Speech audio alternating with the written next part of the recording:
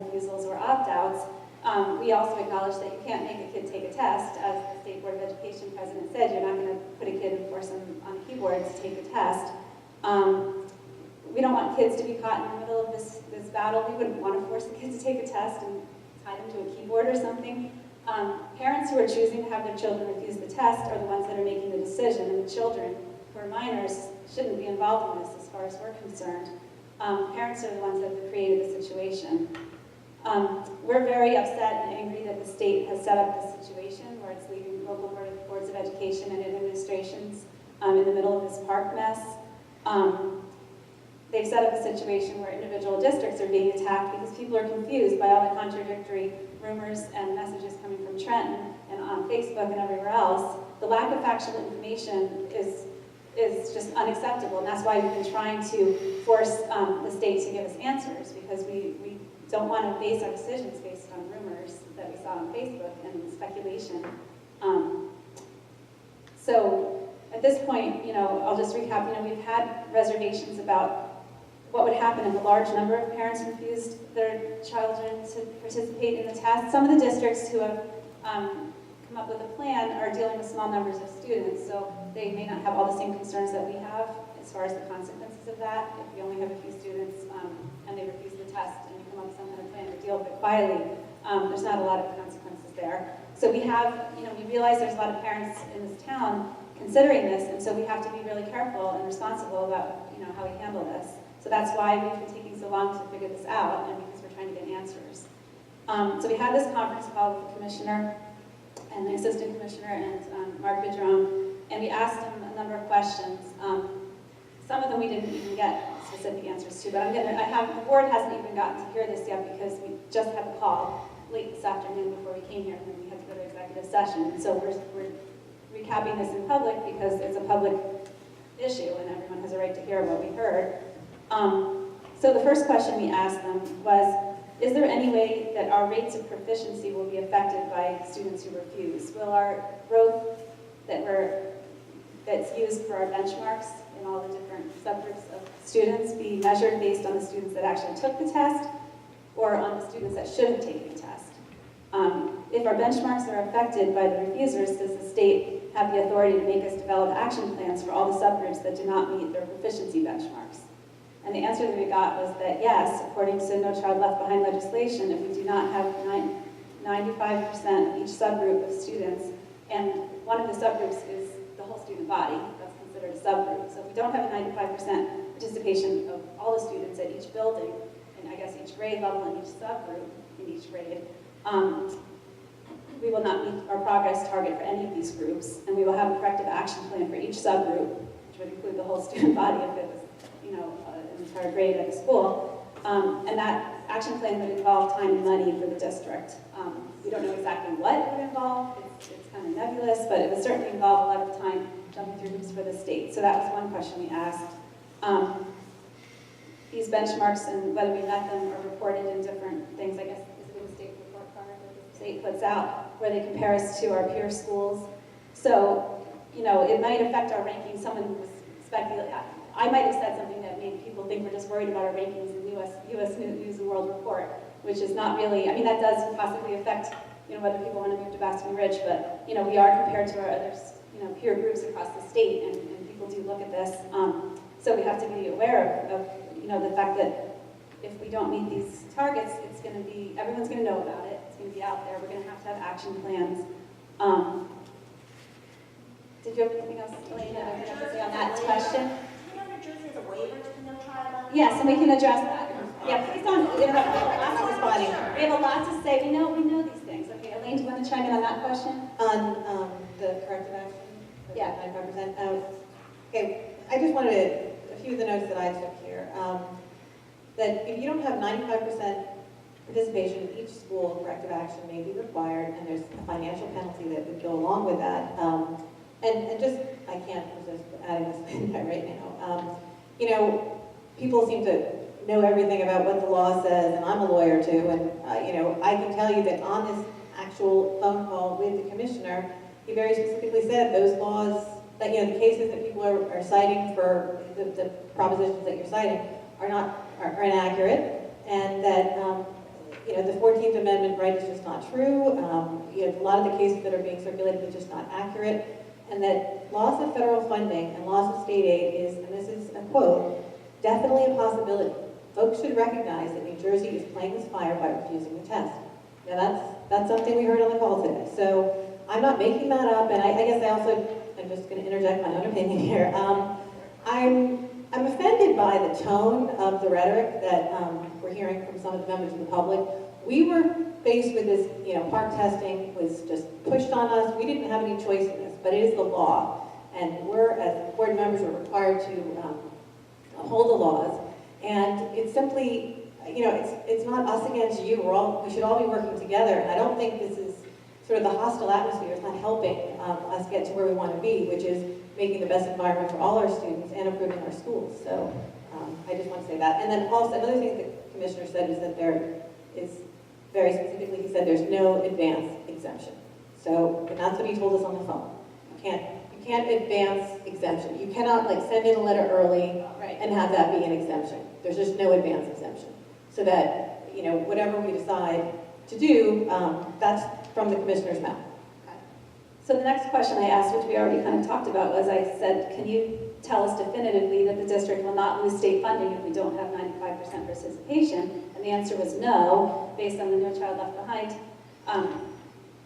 program. New Jersey is required to test all students, and this is what the 95% participation rate is based on. It's not a state thing, it's a federal thing that we have to have 95% participation, and that the federal government would look at the level of energy of compliance in cases where the 95% was not reached. And then they mentioned Chicago as one example, which they really brought. So then we looked at what happened in Chicago, because you may be familiar with the Chicago public schools who said they're not going to offer, or they're not going to require students to take part. So this is just the end of a letter that they sent out, State Board of Education in Illinois sent out, that summarizes the situation. And it says, please understand that the district does not administer the assessment. It not only places the district at risk of losing federal funds, but it also places the entire state at risk of losing federal funds. According to communications with the Department of Education, if the school board fails to sanction a district for failure to test, the U.S. Department of Education will withhold federal funds from the state. And in addition, the Department of Education has made clear that non-compliance with the assessment requirement also places the state at risk of losing No Child Left Behind waiver, which is what we also have. So, you know, it's clear, and I think they made it very clear on the phone call, that there's no way they can promise us that nothing's going to happen, and certainly the state, the federal government would be within its rights to withhold money from the state of New Jersey, and would it necessarily come from our district? No, it would go to the state of New Jersey, and then what is the state going to do? Who are they going to withhold money from if they get less federal funds? It's going to be the districts that didn't have good faith effort at getting the testing, and if we don't have 95% of people testing, we're going to be falling behind on our benchmarks. So, and they did also mention that it's not just Title I schools, Title I money, that the money from the federal government includes Title III, IDEA, and general fund money, that the state would need to look at the districts that caused the problem and decide what cuts to be made. Yeah, that's what they said. And so, you know, it's a real risk, and they said it was. They would look at districts to see what went wrong, that we did, you know, what contributed to the failure to meet the 95% goal. So we had also been told earlier by Mark Padron, and so I asked again, you told us that if we have less than 95% participation, we will have a corrective action plan for increasing our test participation rate. What does this entail? And again, they just reiterated that we'd have to show that we are working to increase the participation. So they're going to be watching to see what districts are having happen, you know, if any do actually go under 95%, because it's going to cause a problem for New Jersey, for the state, if that happens in any districts. So anyway,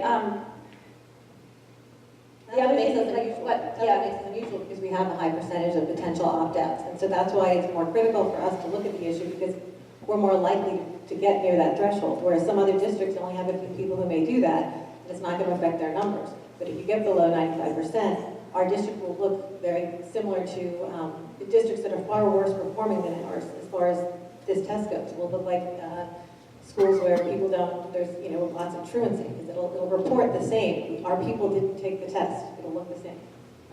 And the other questions we asked is, well, what what would they consider a good faith effort? What do they consider appropriate to deal with the fact that there are some people that are going to refuse to test no matter what we do, and we have to have a plan, as you guys said. So we did ask them that. They said that they weren't telling districts exactly what to do because a lot of districts asked not to be told exactly what to do because they felt like they could handle it on an individual basis. I guess some districts have a history of a few people refusing in the past, and they had a way that they handled, and they thought if it was just a few people, they could just handle it the way they did in the past, and it would go okay. So that's kind of why they say they weren't, giving specific guidance and kind of left it up to local districts. They did say that accepting letters ahead of time was they didn't think that that was okay. They did say that some options that seemed like a reasonable attempt to deal with these refusals in a way that was appropriate for children, I guess is what they were talking about, was one option would be to let his child refuse the day of via a letter or whatever, and either keep them in the classroom to read quietly where the testing is going on, or move them somewhere else to read. They mentioned you could ask people to stay home and come in late and not count the tardy against them, towards their attendance. So those are a couple of the things that they did mention. Our concern is that, we could hit this, no matter how we handle it, we may not get the 95% based on what, some people are telling us. And we're just really concerned that people understand what the potential repercussions are, because if that happens and one of these bad things happens and we lose our state aid, or we have some kind of corrective action plan that's hugely cumbersome and time-consuming and horrible for the district, we don't want people coming back and saying that we didn't warn them or we didn't say it, because we kind of knew that the stuff was hanging out there. We wanted answers. So those are the answers we got. We're hoping that people have their children take the test because, we don't want our district to be in a position where these things happen. We're asking that people just follow along, have their kid take their test, although we have to discuss as a board what to do with people who are going to refuse, anyway. So did I forget anything important from the phone call? I think that was, I think maybe it's more of an administrative decision, but we're going to discuss it. I think that pretty much covers it. I think it's a very important issue for us, and we really, certainly the State Board of Education was very interested in what we're doing, and the Commissioner was interested in our district in particular because of the issue of people being misinformed perhaps about what the repercussions would be, and he just wanted to make us, make it clear what that would be, and to make sure we all knew about it.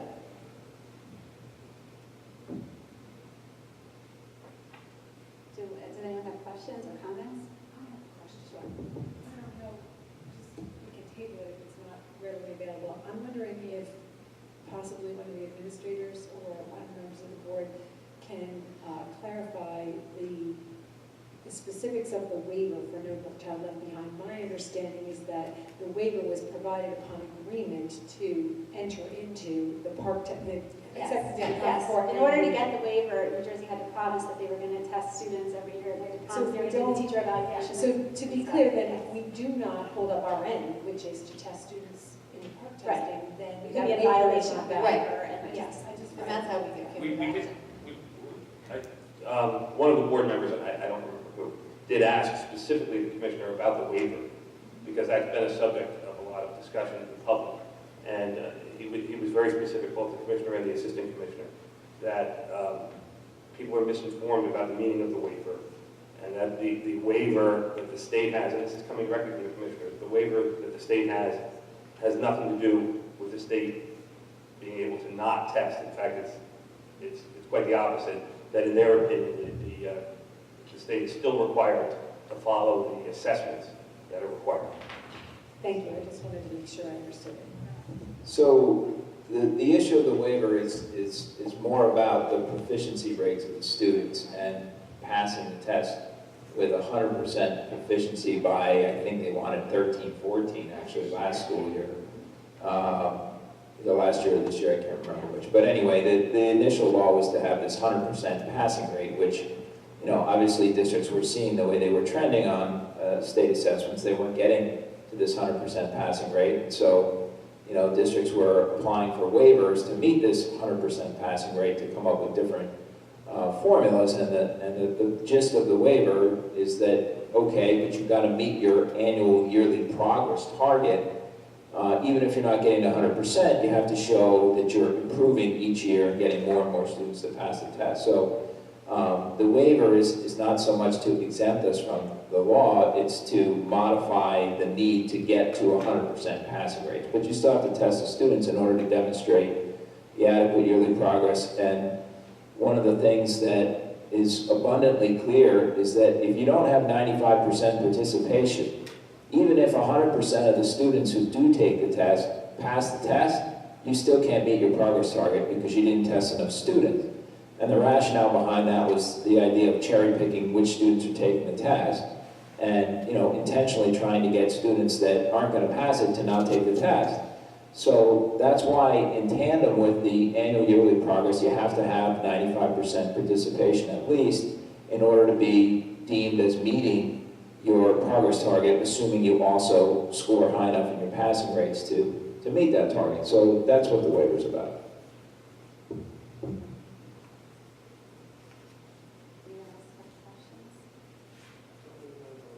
Well, I know, just I want to make sure we got the phone call wrapped up and stuff. Is there anything else? I think that's That's it, it? but yeah, unless someone had a question about it. Okay. So do you want to go in order, or just whoever wants to go first? Deb, you want to go first? Go. When we have to make these difficult decisions, I always take it back to what we're asked to do as board members. And our responsibility is to meet the needs of the students and uphold the law. So regardless of what I think personally about the PARCC test, the law is the law, and we need to administer the PARCC test. That being said, there are two key issues that we need to decide on. I don't think it's fair for any child to have to refuse the test him or herself.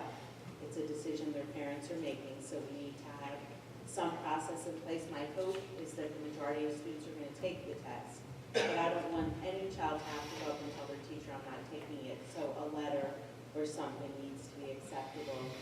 The other thing that concerns me is I want to maintain the integrity of the testing environment for the majority of the students who are taking the test.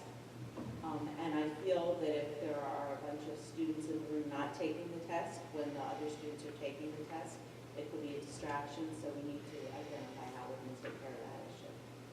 I think those are the two things we can control on this.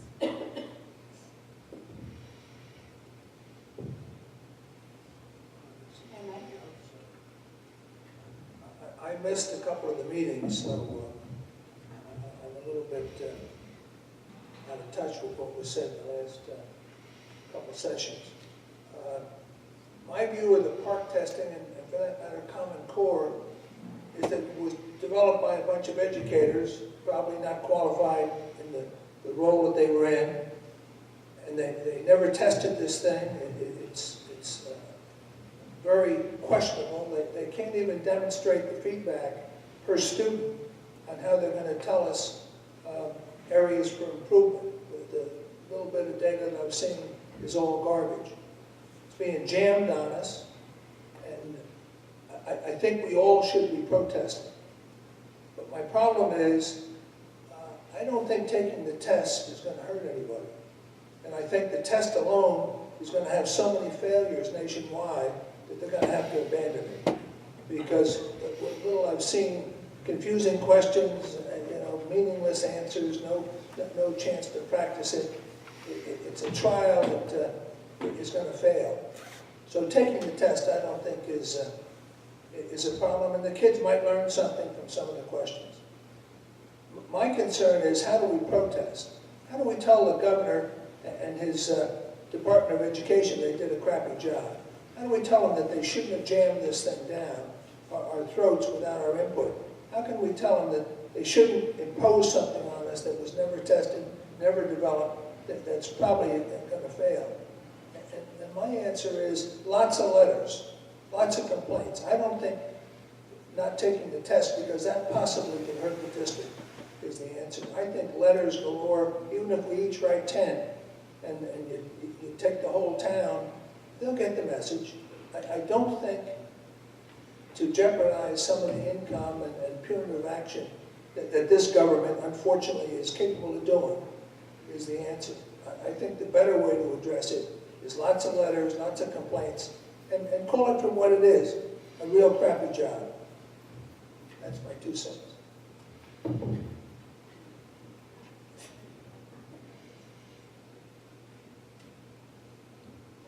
I'm going to chime in and just, I don't violently agree to what Bev said, but I also think that,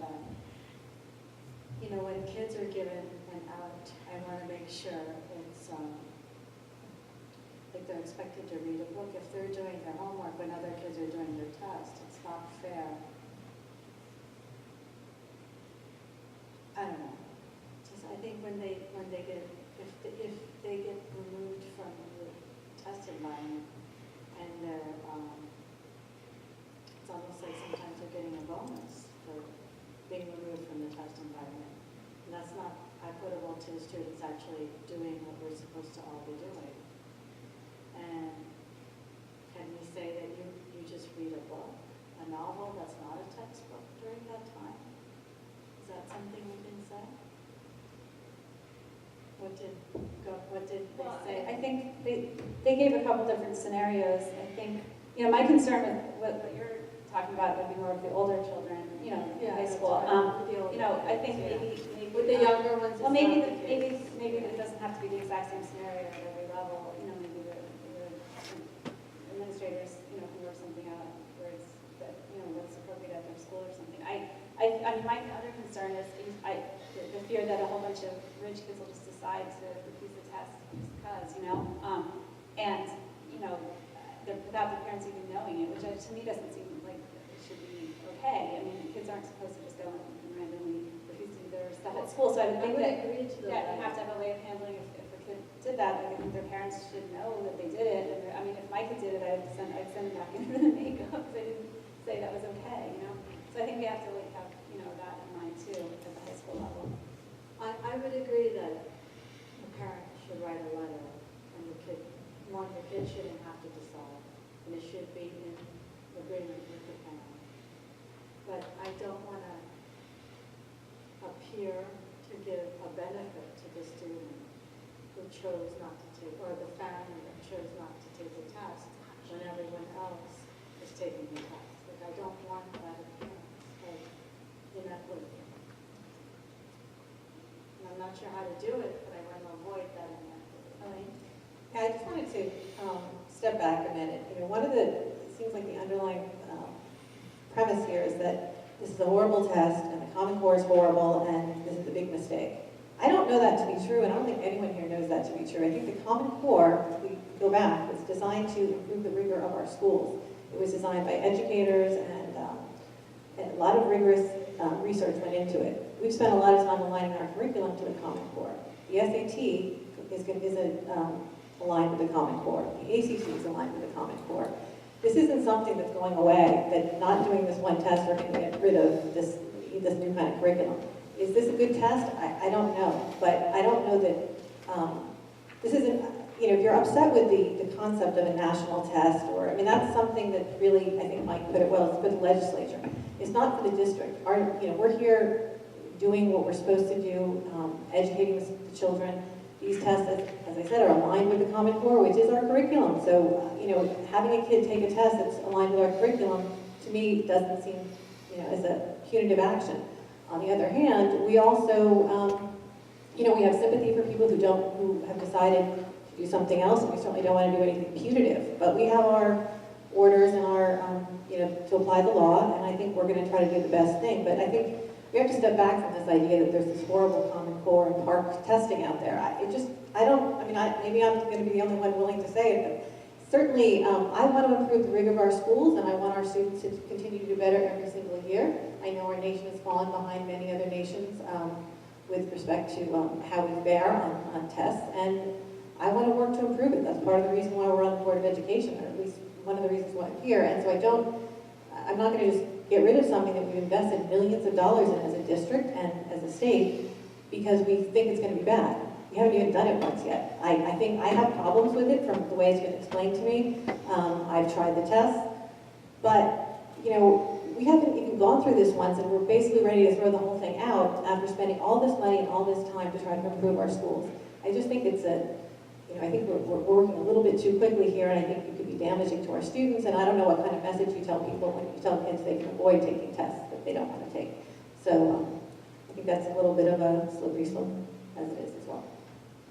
I mean, I agree that there's a lot of confusion between the Common Core and Park, and people are, you know, directing their anger at both of them. And, you know, I have issues that I'm concerned about Park.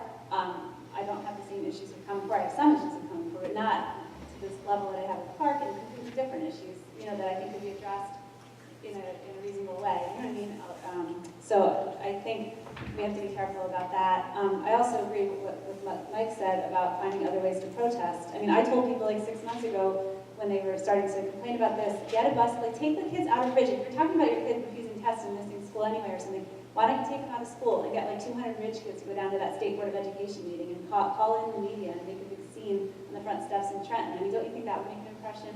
You know, if a whole bunch of people from Baton Rouge showed up, you know, a bunch of kids. I mean, there's other things you could do. You know, people have just recently gotten really upset about it in our town, and it's, you know, there's been times in the past when we were like, the Board of Ed was dying for people to get politically active and write letters, and we couldn't get them to do it. So now they're writing letters, and lots of letters from what I can see. So that's good. So, you know, keep writing letters and doing whatever else you can do. There's other ways to protest. Use any contacts you have to reach out to legislators, you know, and get your point across to them. There are definitely ways to protest besides having a kid refuse the test. So that's all I would say about that. Karen? I want to agree with a lot of what's been said already, but specifically with what Arlene said about the Common Core and the test. I think we have to wait and see. We just don't know. It could be a really bad test. It could be the worst test ever, but we don't know until kids sit down and take the test and we find out what the results are, and then we listen to what the results are on a state level.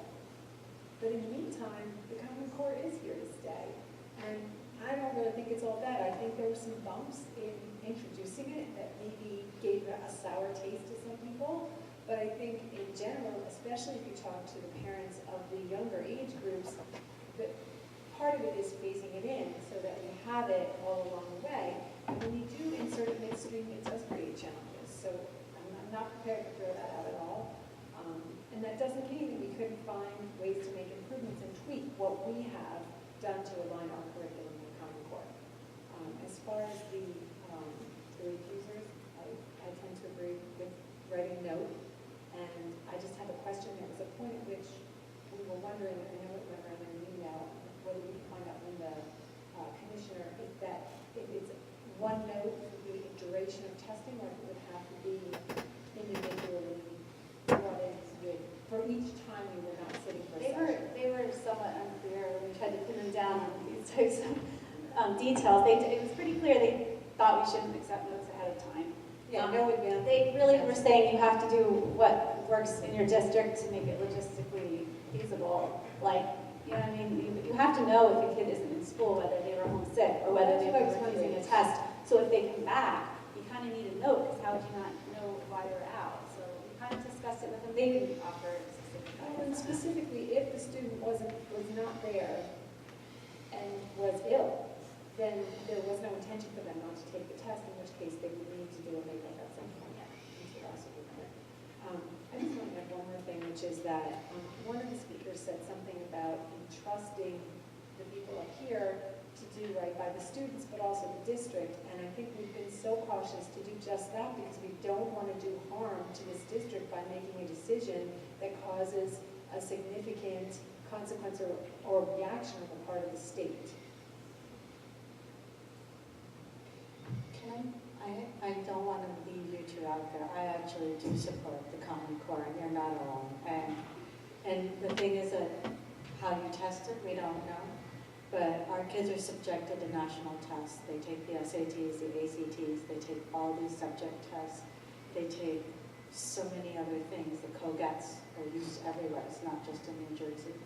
And we are using national testing, and we're looking at the results. Sometimes we like using the programs and the software and the methodology, and sometimes we don't. And I think more competition that's out there, the better it is. So in terms of testing. So I just want to know that I do believe that we need to, if the Common Core truly is more stringent curriculum than what we've had before, and we've integrated into our curriculum for the last, this Common Core standards are more stringent, that we've introduced it into the curriculum. And we're trying to do the right thing by the students and the future students that come in. The transition was hard, like you said, Karen, but you two are not alone. I definitely agree that we need to try and help with doing better by the students. Mike? I didn't want to go twice. I didn't comment on what I thought satellite design or spaceship design would do for the students that was in the earlier presentation. I don't care about satellite design. I don't care about spaceship design in third grade or fourth grade. We learn from the past and we live in the future. And when the Iowa tests and the SATs, they've been practiced. We have an idea, although they are changing the SATs. But it's not something totally new.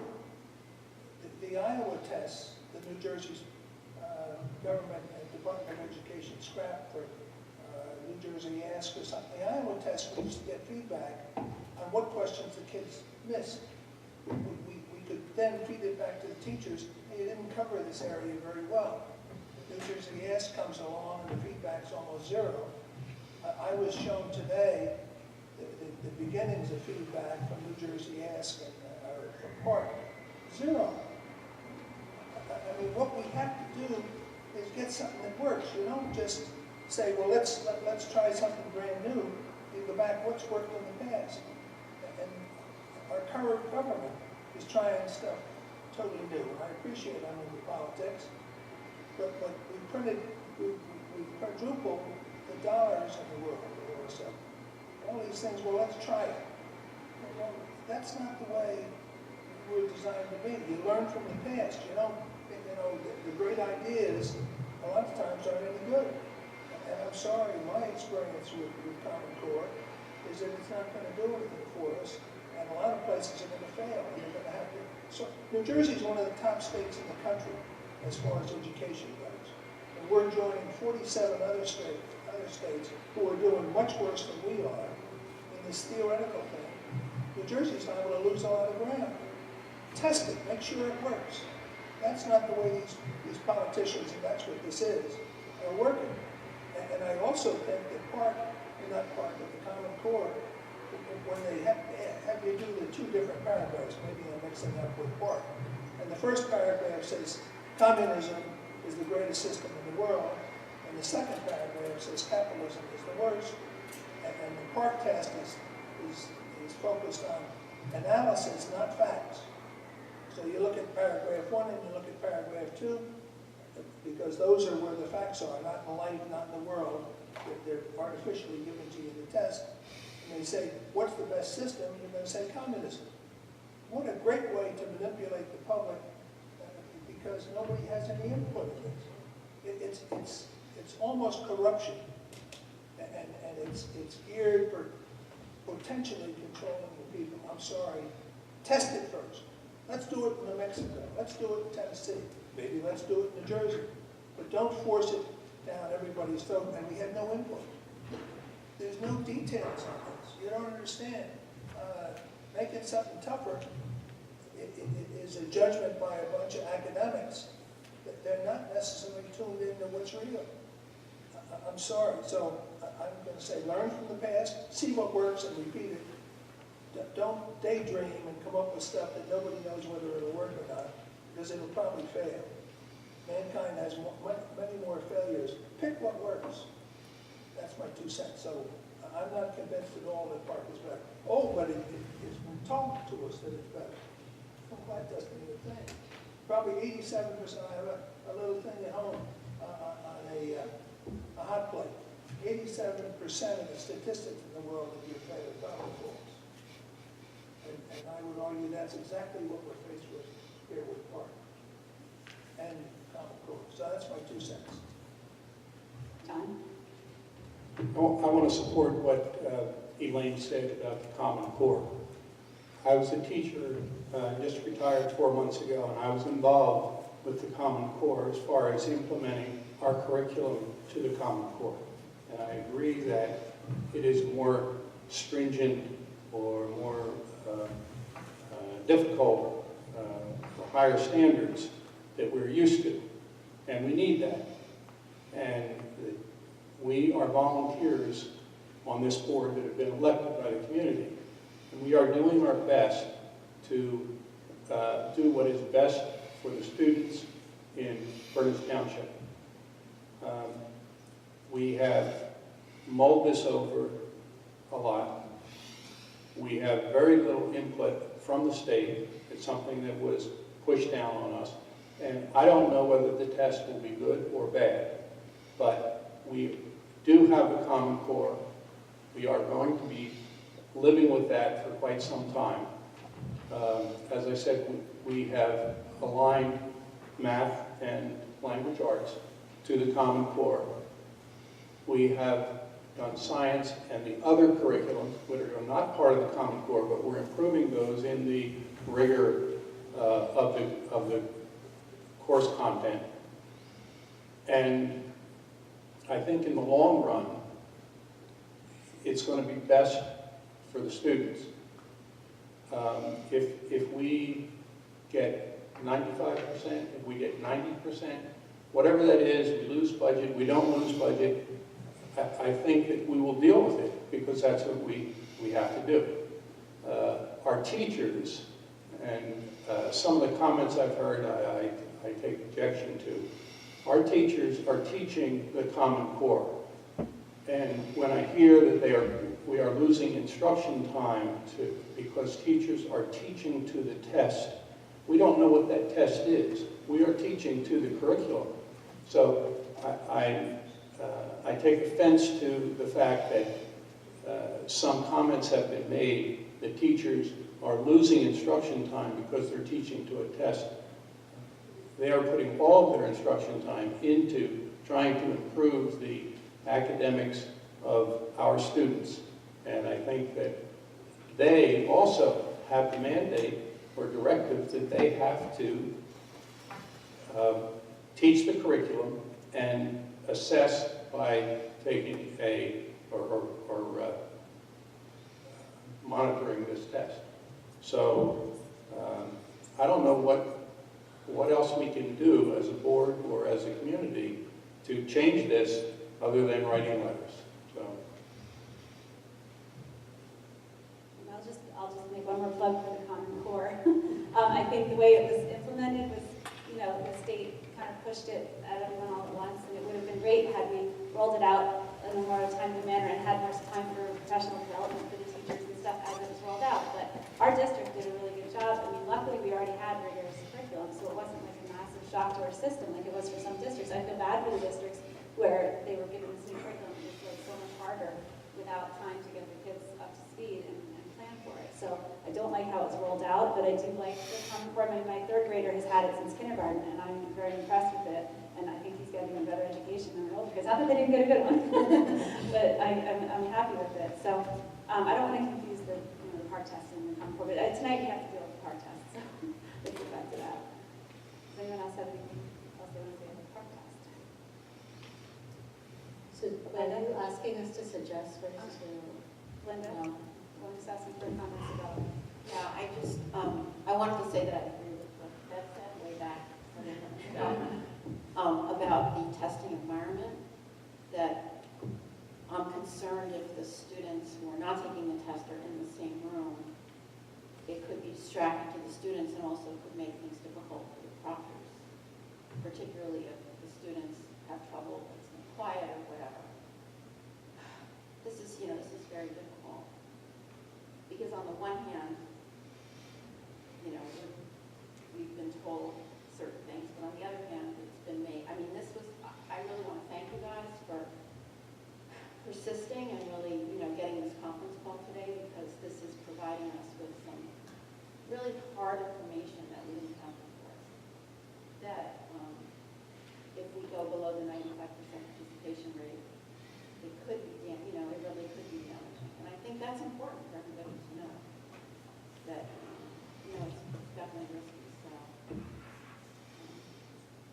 I do appreciate that.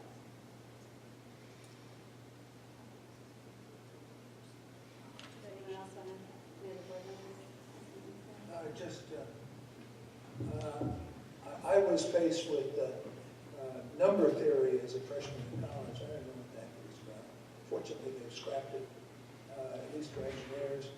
Chicago Med, let's not worry about repetition, and that was a disaster. I also was faced in grammar school with the elimination of the phonics. You don't worry about the phonetics, you learn how to read without it. An awful lot of great ideas are total disasters. And while I do respect the teaching background, I don't think Common Core is fully implemented at the high school level or at the and I'm getting telephone calls from the grandchildren, how do you do this math problem? And it's pretty scary because I'm having trouble, not with how to do the math, but how it's being taught and the approach to solving the problems. I don't think it's correct. So I'm going to challenge this Common Core. Don't believe everything that they tell you. And John has some experience, so I can't tackle him totally, but I don't agree with him.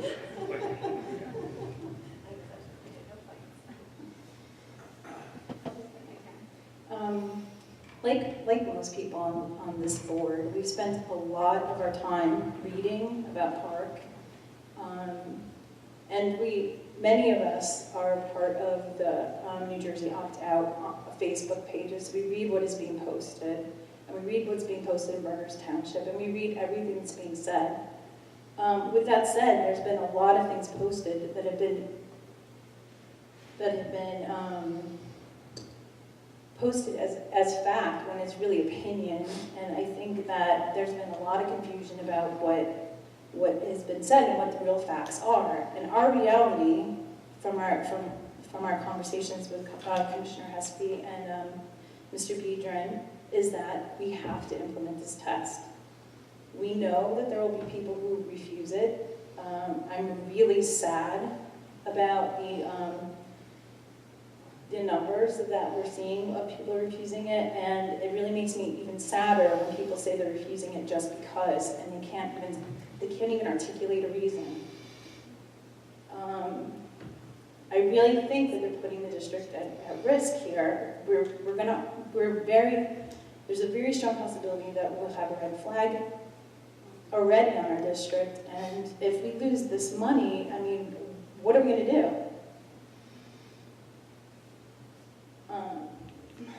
For those that do refuse it, I do think that it's very hard to put them in the room with people taking the test. I think that will be a distraction to those who do, and I don't know that they would be able to do their best. Seeing people either sitting reading a book or doing their homework, I think that's really compromising their efforts. So I don't know how we decide what we're going to do, but I do think that we have to plan for it. I hope some people who have made the decision to refuse maybe will change their mind. Yeah, I hope that people do reconsider now that we have all this information and it's been more established as opposed to rumors. So I think, the administration is going to have to come up with a plan that, now that we've heard what the commissioner had to say, that works for the schools that we have. And maybe it won't be exactly the same in each building, I don't know, but I don't know what your thoughts are, Nick, after all the stuff we've discussed and what you heard today.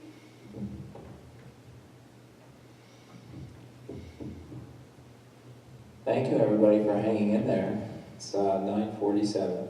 So, yeah, I had the privilege of being on this phone call this afternoon and listening to Commissioner Hespy and Barry Ehrlichson and the State Board of Education President. And, I think it's pretty clear that we got some additional information, and I know that I had responded to, I hope, almost everyone who sent me a letter about wanting to refuse the test, that I was trying to, get information, be patient. So I appreciate the patience that people have showed in trying to wait to see what are we going to do for students that want to refuse this test. And I just want to go on record to say that regardless of these real concerns about what might happen to the district from a financial perspective,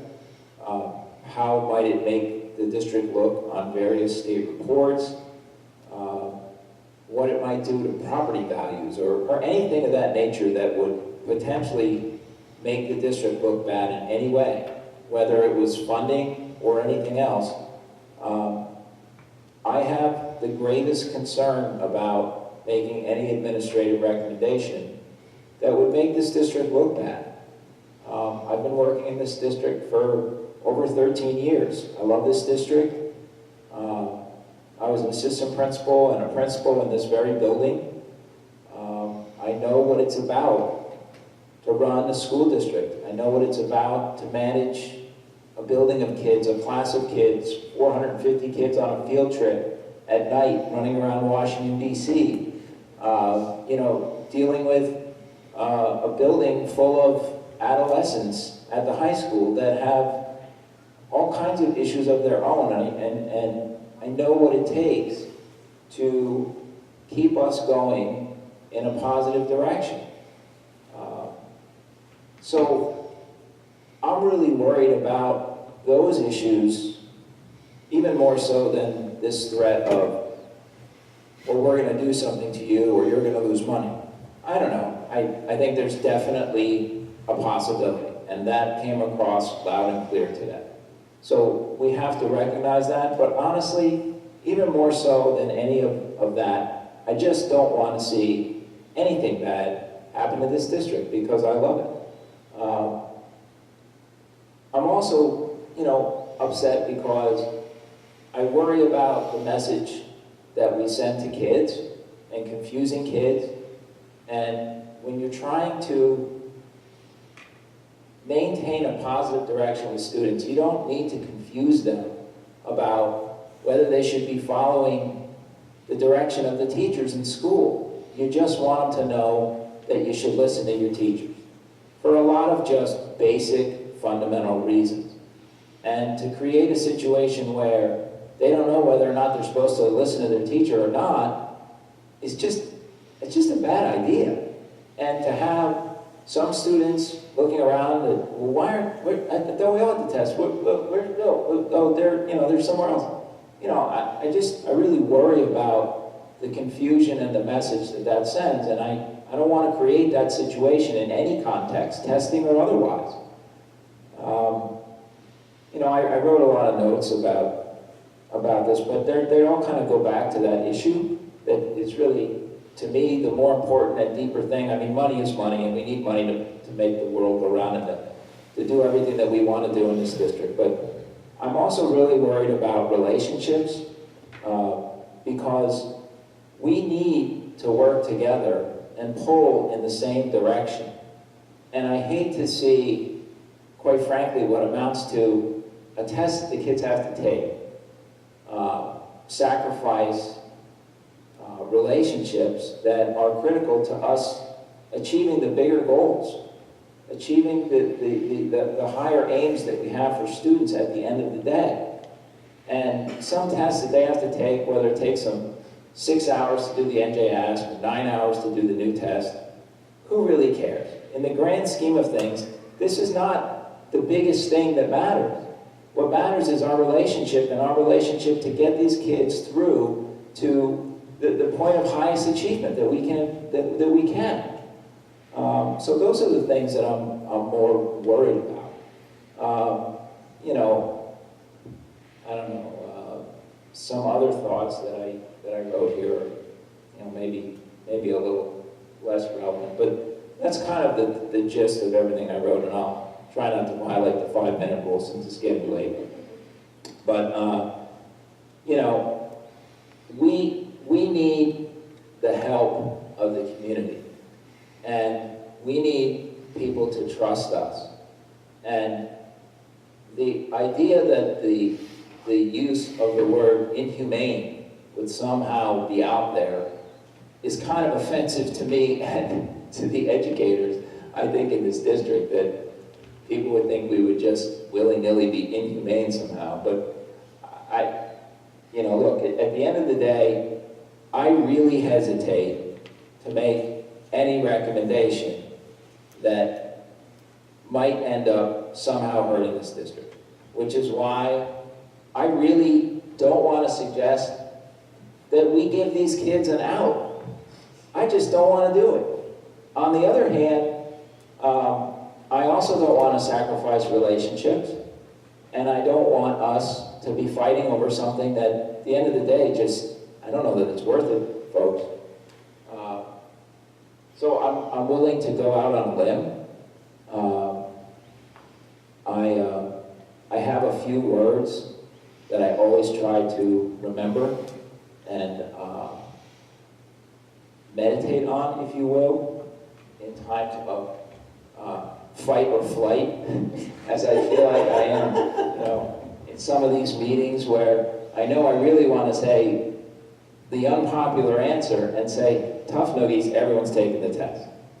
But I don't want to create a problem that just isn't worth it. So I meditate on, my words are mercy, grace, hope, and forgiveness. And I find that thinking about those words just helps. So I certainly need forgiveness frequently. I ask for the forgiveness of those people that are frustrated that they haven't gotten the answer that they want, or they haven't gotten the answer that they want fast enough, and they might not get the answer that they want. I ask of your forgiveness in that, but I want to be gracious, and I want to try to help without putting this district in potential harm's way of any kind. And that's really tough to do in this spot. So I'm going to rely on some hope that folks that maybe don't really want to do this test might reconsider. And I'm going to rely on some hope that if the state doesn't like our results and we have a terrible percentage of students taking this test, that they offer some grace and forgiveness, in as much as if you're going to expect it, you have to give it too. So as far as the question of what are we going to do for these students that refuse tests, I think that about as far as I'd be willing to go to make a recommendation here would be to say that, if it really comes down to it, in spite of all of my pleading, that folks will not make this blip an obstacle. I think that it would be okay, and that we would ultimately get some forgiveness from those that might be monitoring. If we were to ask parents to send their child to school with a note on the day of testing, that they don't have to say anything to their test proctor, they don't have to get into a confrontation with their test proctor, they could simply give their test proctor a note. The test proctor will understand what that means, that the child isn't going to participate in the test. And I think that when that happens, we are going to have a lot of hoops to jump through. Every time that occurs, we're going to have to file irregularity reports. We're going to have to provide justification for why the student isn't taking the test. And that's going to generate a lot of paperwork and headaches, but we'll do it. When students maybe don't want to come to school at all that day because they want to refuse the test, we'll need them, like we always need them to do, to provide a reason for why they're absent. That's standard procedure. And I would ask that if they have the reason of not coming to school because they were refusing to take the test, the parent writes that note for that day, so that we can put that with the irregularity report as documentation as to why the student didn't take the test. I don't see any reason to penalize the student with respect to that particular absence, or if they're coming to school late, to resume class activities after the morning test. I don't see a reason to make an issue out of that as far as discipline is concerned. We have to code students as absent or tardy, but we don't have to have any consequence as a result of those, assuming that a parent could write a note saying they were tardy because, or they were absent because, and that will be really important for us because we need to know how to code a refusal, and we also need to know whether or not to track the student down for a makeup test. And, you know, we really need to have the opportunity to at least file the paperwork correctly if we are going to have students that refuse the test. So my recommendation would be that each time a student comes to school on a day of test, that they are ready with a note for each day. If they're late, they have a note for each day. If they're absent, they have a note for each day. And if you do that for the regularly scheduled days of testing, I don't see any reason to chase somebody around for a makeup. You've already refused the test. I'm not going to ask you to refuse the makeup also. But I think that we really would need that documentation, and in that way we're not hopefully seen as condoning test refusal. I think it would be bad for us to be seen that way. So that's something that I think we could manage. Now, as far as I come to school and I refuse the test, where am I going? What am I doing? Well, I'm certainly not going to suggest that you sit in a classroom and stare into space or, you know, do nothing. I believe the documentation that I asked the principals to send out last week to reiterate their school schedules had some guidance about the testing environment, and it said that everyone should bring recreational materials to the testing room. So if you have recreational reading materials and you've got your favorite novel, your Harry Potter book, whatever it is that you want to read, and you're refusing the test, well, you would have something to read. And as far as whether or not the students stayed in the testing environment, my recommendation would be to let the principals manage that on a building-to-building basis, because every classroom is a little different. The middle school is different than the high school is different than the elementary school. What is okay for an elementary school might not work at the middle school or the high school. Of course, they have to maintain the integrity of the testing environment. So if it's not working to have a student sitting in a room and reading and it seems to be creating a distraction, they may have to move the child out of there and find a different place for them. But, you know, we've got a district of some amazing professionals that know how to manage students. So I have full faith that they will have no problem in making sure that the testing environment maintains a level of integrity that we have to have when we do the state test. But I think if we take that approach, hopefully we will be seen in the eyes of those that monitor these things as having done a very good job in trying to get all the students to take the test as the law requires. And that's about the farthest that I feel like I can go out there and recommend without really putting us in a place where we might be regretting it. And considering I get my license to do this job from the state of New Jersey, I hope that they won't see this as too much of a concession. Some other things that came up in the conversation from the board related to fairness and equity. I am very concerned about that issue. I think it's really tough for parents who are concerned that, hey, you know, this is the rule, this is the statute, this is what we have to do, and they're explaining to their children, you have to take this test, sorry, I know the standardized tests stink. I don't know what we say to those parents if other kids are allowed to not take the test, and I think that's a tough one, I really do. How do you convince other kids that, you know, it's fair that they're doing the right thing and other kids aren't, and it doesn't matter. I don't know, that can be a tough situation, and I realize that views will differ from me on that, but I do think that that puts a lot of parents in a tough spot to have to explain that. As far as the test itself goes, again, I agree with a lot of what the board said. It's going to take some time, as I've said, I don't know how many times now. We have to wait and see how it plays out. Hopefully, what they are telling us will play out, that we get better feedback than we've ever gotten before. I'm a little jaded, so when I see it, I'll believe it. But I do think that from what I've seen of the test, and I've looked at quite a few of the different items and done some of them, it is a rigorous test. It represents setting a high bar of expectation of students and their ability to think, which I think in general is excellent. If we're getting students to think, that's really important. And I do think that over the next couple of years, the SAT and the ACT will be more and more in alignment with the Common Core, and will be transitioning to online tests. And the items that the students are seeing on these part tests are probably going to be very good experience for having to do tests like the SAT and the ACT.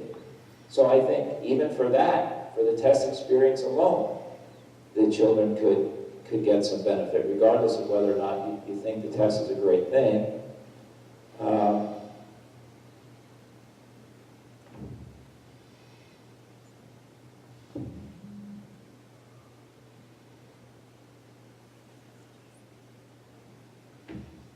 don't know. I know I violated the 5-minute rule by a lot. Sorry. Anyway, I hope that at least by asking parents to follow through with the tell us the day of the test, and we can accept that note, that everyone understands that my expectation would be, if you come to school and you don't have a note explaining that you're refusing the test, we expect you to take the test. That's all. So if a parent's already sent me a letter and they reconsider, it's easy. Don't give your kid a note. Just send them to school to take the test. And if you continue to feel like that's the best position, send your kid in with a note and we'll manage it. That's about the best I could suggest at this point. So I do think it's important that everyone that sent me a letter, since I said in my initial reply to those folks that I would get back to them, that I will craft something that kind of explains that and tries to have some details that would be responsive to the question of, well, when should I expect the test to be over, if my student is late, and so on and so forth. And, you know, I'll be happy to make myself available for any parents that want to meet with me about it and talk about it some more. You might have heard some of the parents that were here talking about G&T and very excited that they were happy with how things were going. I can tell you that it didn't start that way. And then I had a few meetings with them, as did Mr. Syan. But we worked together, and we listened, and we supported each other, and we might have had some fights and arguments along the way, but at the end of the day, we pulled in the same direction.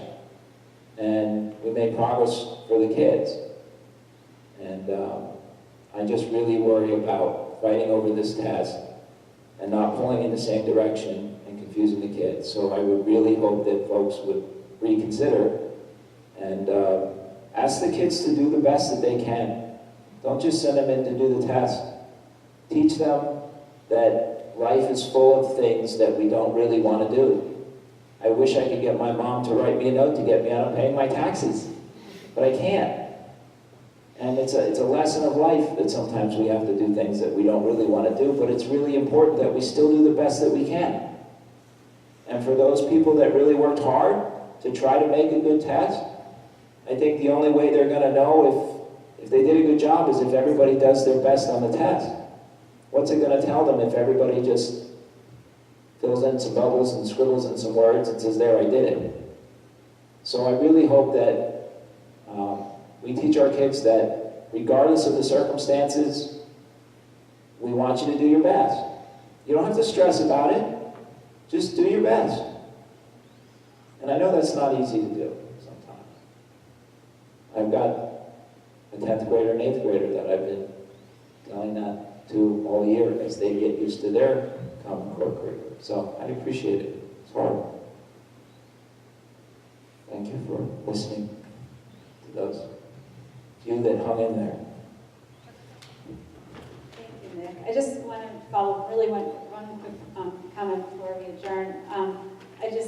What Nick said at the end really resonated about people working together, and I know the group that's formed, the Facebook group is calling itself Berners Cares, and sometimes I feel like they think we don't, which is really sad to me because, we're not on the board of ed because we don't care about children. So I hope that people can keep that in mind, that everyone up here is here because they care about children, and that's what they're doing here. So I hope that we can work together, and I hope that people were listening to what we said about our concerns for the district and why we're so worried, because that's why we're worried. We care about the district and children. Thank you. Can I have a motion for adjournment? Bev? Second? Karen? Thank you.